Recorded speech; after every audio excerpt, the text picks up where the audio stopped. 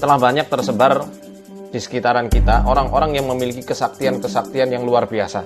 Mereka bisa terbang di atas udara, bahkan ada yang bisa ambles bumi, ada juga yang bisa berlari-lari di atas air layaknya shinobi dari Konohagakure. Kemudian orang-orang awam pun akhirnya takjub terhadap kemampuan-kemampuan mereka, sehingga tidak sedikit pula dari mereka menganggap mereka itu adalah waliullah, orang-orang yang memiliki karomah. Padahal Al-Imam Asy-Syafi'i rahimahullah ta'ala berkata, "Idza ra'aitumur rajula yamshi 'alal ma'i wa yatiru fil hawa fala taghtarru bihi hatta tu'radu amruhu 'alal kitabi wa sunnah." Apabila kalian melihat seseorang yang mampu berjalan di atas air atau terbang melayang di udara, maka jangan kalian tertipu dengan kemampuannya itu hingga nampak pada kalian sikapnya terhadap Al-Quran dan juga As-Sunnah. Al-Quran telah menjelaskan poin-poin yang bisa kita pegang untuk membedakan mana waliullah dan mana wali setan. Allah Ta'ala berfirman dalam surat Yunus ayat 62-63, di mana Allah Ta'ala berfirman, "A'udzu billahi minasyaitonir rajim. Ala inna awliya Allahi la khaufun 'alaihim wa la hum yahzanun. Alladzina amanu wa kanu yattaqun." Ketahuilah, sesungguhnya para kekasih Allah tidak akan pernah takut dan tidak akan pernah sedih, yakni mereka orang-orang yang beriman dan mereka orang yang selalu bertakwa.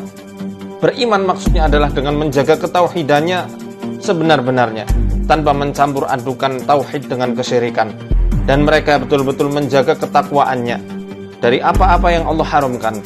Demikian pula yang Allah firmankan di dalam surat Al-Anfal, "In awliya'uhu illal muttaqun walakinna aktsarahum la ya'lamun." Wali-wali Allah hanyalah orang-orang yang bertakwa, tetapi kebanyakan mereka tidak mengetahuinya. Dari dua ayat ini kita bisa menyimpulkan bahwasanya waliullah itu tidak akan pernah lepas dari sifat takwa. Apa yang dimaksud dengan takwa? Takwa mencakup 3 makna besar. Yang pertama adalah menjaga diri, menghindari dan menjauhi. Tentu menjaga diri, menghindari dan menjauhi dari apa-apa yang Allah haramkan, apa-apa yang Allah murkai. Maka bagaimana mungkin karomah itu datang kepada wanita yang tidak berjilbab, tidak menjaga auratnya dengan benar.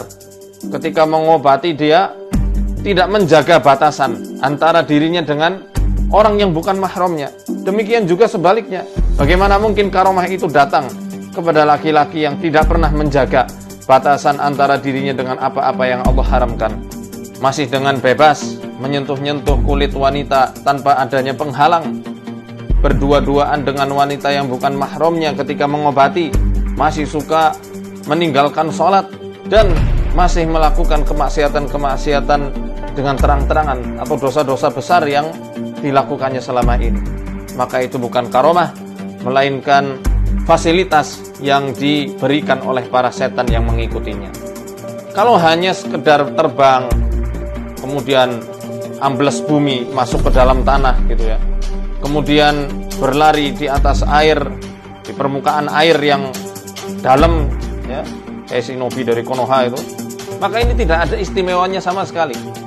Bahkan kalau dia bisa menghilang atau mempunyai kemampuan berlari secepat kilat layaknya The Flash, itu juga bukanlah suatu hal yang menakjubkan, bukan suatu pertanda bahwasanya dia adalah waliullah yang memiliki karomah. Ini dijelaskan oleh Al-Qusairi yang meriwayatkan dari Al-Bustami. Ketika ada kabar bahwa ada orang yang mampu pergi ke Mekah dalam waktu semalam, maka Al-Bustami mengatakan, "Asyaitanu yamshi fi sa'atin minal masyriqi ilal maghribi fi la'natillah." Ibaratnya Al-Bustami itu pengen mengatakan, apa kehebatannya?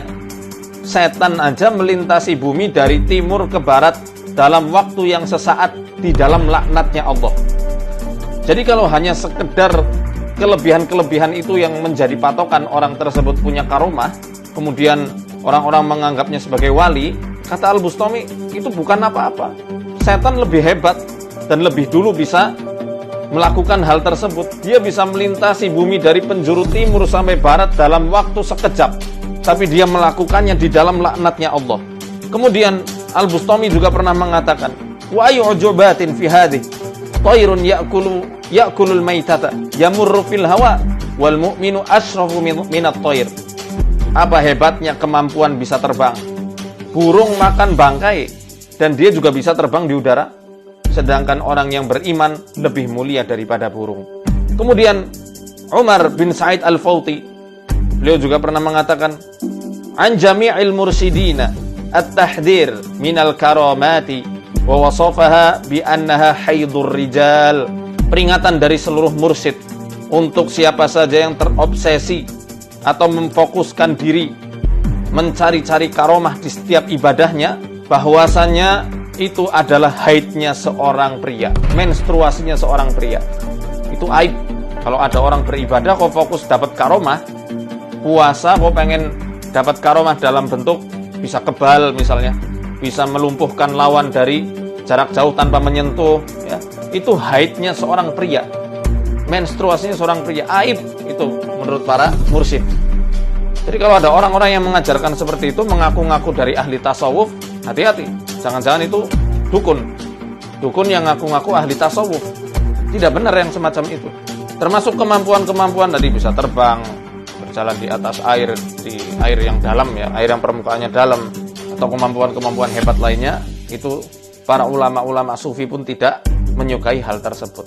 Dan mewanti-wanti agar para murid, para salik, yakni orang-orang yang betul-betul kepengen wusul, bisa menggapai ridhonya Allah Ta'ala, tidak memfokuskan diri pada perkara-perkara seperti itu. Karena bukan suatu hal yang patut untuk dibangga-banggakan, bukan suatu hal yang patut untuk dijadikan tujuan akhir. Karena para penyihir pun bisa melakukan hal tersebut.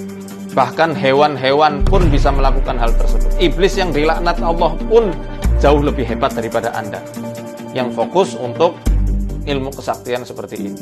Lalu siapa sebenar-benarnya waliullah itu?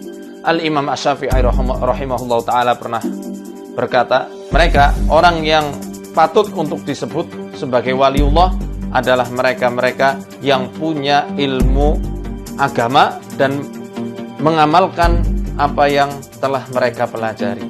Ya, mereka penuntut-penuntut ilmu, para asatidzah, para kiai yang betul-betul mengamalkan ilmunya, mengajarkan ilmunya di pelosok-pelosok kampung, menyebarkan dakwahnya. Itulah para waliullah.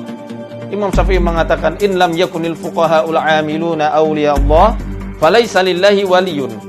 Jika para fuqaha ulama yang mengamalkan ilmu mereka tidak disebut waliullah, maka Allah tidak punya wali.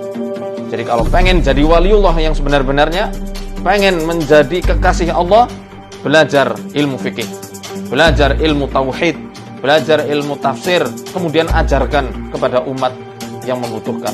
Niscaya Allah akan terangi Anda dengan cahayanya. Karena ilmu ini adalah cahaya Allah yang Allah sematkan di hati seorang hamba.